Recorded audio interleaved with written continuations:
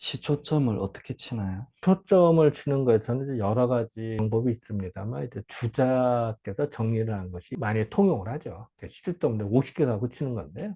구체적인 거는 뭐 다음에 또 기회를 잡도록 하고요. 시초점을 치는 요령이라고 할까? 40가지. 오늘은 거기에 더 주안점을 둬서 설명해 볼까 합니다. 인간이 살다가 보면요, 미래가 궁금할 때가 생깁니다. 앞으로 어떻게 될 건지 걱정되기도 하고, 아르면 호기심도 있고요. 우리는 누구나 다 그렇습니다. 근데 우리는 미래를 안다는 큰 힘입니다. 미래를 모르면 어리석어집니다. 예를 들어 우리가 길을 걸어가는 앞에 낭떠러지가 있어요. 근데 그걸 모르고 갔다 보면 어떻게 할까요? 낭떠러지 떨어집니다. 낭떠러지가 있는 걸 안다면, 내가 한 500m, 100m 앞에 가면 낭떠러지가 있어, 함정이 있어, 이걸 알으면 피해갈 수가 있습니다. 큰 지혜입니다. 자, 오늘은 비가 오지만 내일은 비가 갤 거야. 고로 내일 놀러 가자 라고 예측하는 건 되게 중요한 겁니다. 날씨를 아는 것도 중요합니다. 계절이 변화되는 걸 알으면 대처가 가능합니다.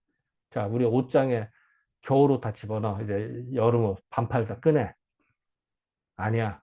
더 추울 거니까 더 긴 옷 줘야 돼. 달라집니다. 예를 든 겁니다. 이런 식으로 대처가 가능합니다.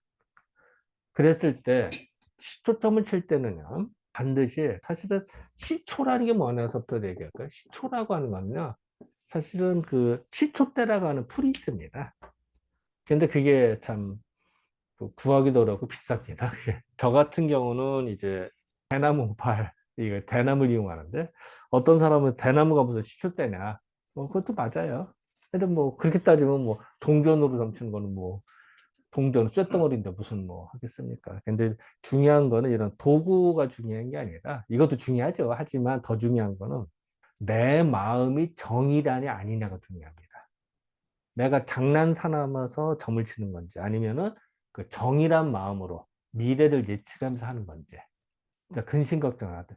예를 들면 이렇게 하면, 내가 우리나라 국군을 점을 친다, 이럴 수도 있습니다. 내년 국군이 어떻게 될지. 근데 그냥 재미 삼아서 그냥 한다, 그거는 주역점을 모욕하는 행위입니다. 우습게 생각해요. 그게 아니라, 내가 진짜 대통령이든 장관이든 나라의 국정을 운영하는 입장에서 내가 어떻게 대처할지 고민하다가 그때 점을 치면 제대로 나올 겁니다.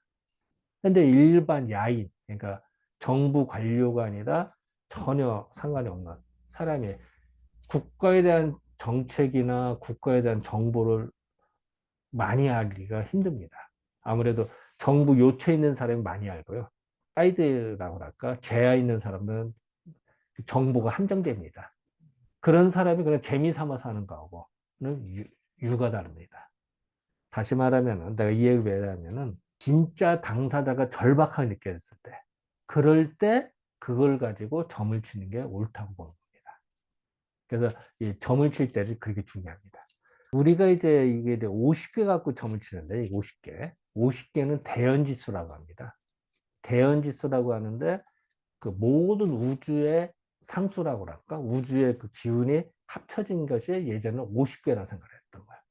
이거에 대한 논란도 많습니다. 왜 50이냐? 근데 그건 나중에 또 얘기하도록 하고요. 그래서 50을 갖고 치는데, 이걸 가지고 반드시 50개를 다 쓰는 게 하나를 뺍니다. 이게 태극입니다. 태극.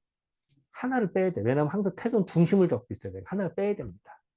반드시. 그리고 나머지를 가르는데, 가를 때도요, 이거를 가를 때 내 마음은 그냥이 아니라, 내가 진심한 마음, 내가 이렇게 해서 점을 치게 됐다라고 하고 하늘에 고하고 정말 정성스럽게 마음을 먹고 딱 하면 이게 감흥이 된답니다. 참 웃기잖아. 어떻게 보면 그냥 하는 것 같은데, 이게 하늘의 기운이 감흥이 돼서 이게 개수가 구분이 된다. 이렇게 하는 이유가 뭐냐? 우리는 천지를 말하는, 태극을 빼고 천체가 지책을 나누는 과정도 내 마음을 정이라고 했을 때 이게 희한하게 나도 모르게 감흥이 된답니다. 일부러, 그리고 내가 이거를 많은 숫자를 나누기 때문에 일부러 몇 개를 산다 하기가 어려워요, 사실은. 근데 이게 어떻게 보면 우연일 수도 있고요. 하늘의 기운일 수도 있고, 웃기잖아요. 그런데 그렇게 해석을 한 거예요. 근데 정말 재밌는 거는요, 정이란 마음을 점을 쳐서 개가 나오잖아요. 그럼 그게 정말 맞아요. 저는 그래서 이게 실감을 합니다, 사실은. 예전에 젊었을 때 서당 다닐 때도 많이 점을 쳤었는데, 지금은 이제 점을 잘 치지는 않아요. 기회가 될 때는 쳐줍니다만 어쨌든 소름이 끼칠 정도로 맞습니다.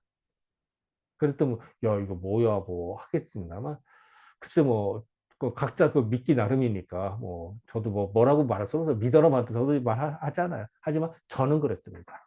저 자신은 점을 쳤을 때 느꼈거든요. 다만 조건이 있죠. 정말 진실된 마음이냐.